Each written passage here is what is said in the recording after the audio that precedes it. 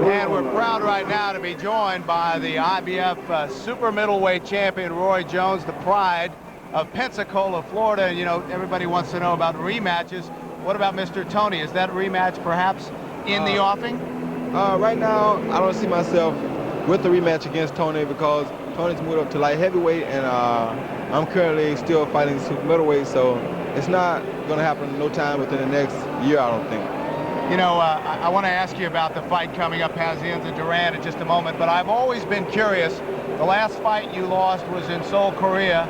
I didn't lose in 1988, and of course, it's the general consensus that you didn't lose that fight. In fact, I understand that some Korean monks, after the fight, came to visit you and apologized for the computer's decision in that bout. But I have always wondered if not winning the Olympic gold medal when everyone thought that you should have is what drives you today and perhaps has made you the fighter that you are. Many people believe, pound for pound, the best fighter in the world.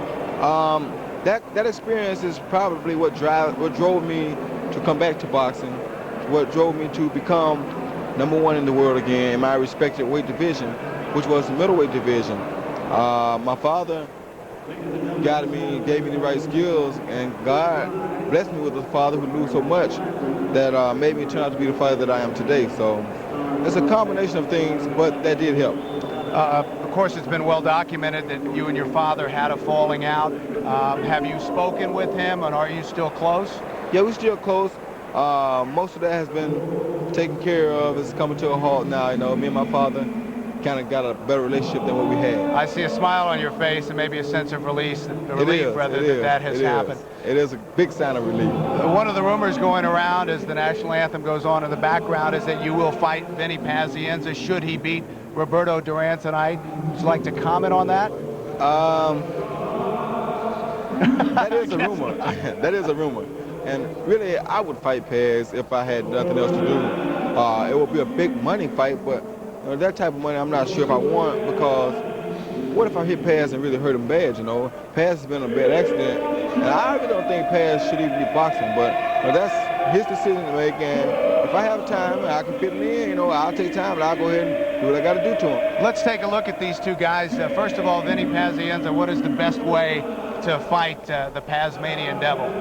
The best way to fight the Pazmanian Devil with me is just to go in the ring. But you gotta make him respect what you do, because if you let him dictate the fight, he will beat you. What about Roberto Duran? And at 40 there, you look at Vinny Pazienza, final warm-up in the dressing room, waiting to come out. What about Roberto Duran, 43 years old? And I'm going to take a wild guess here that you watched him growing up and when you were developing as a fighter. Right.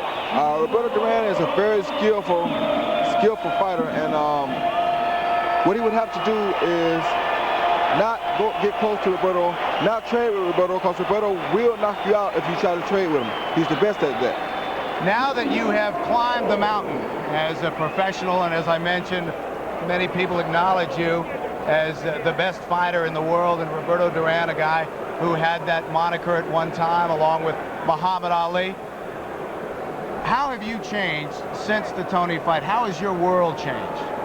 People know me more now. I think people respect me a lot more because I have been so badly underestimated throughout my professional career. Now, since I've dethroned Tony, people kind of understand that I wasn't a joke. You know, I was for real.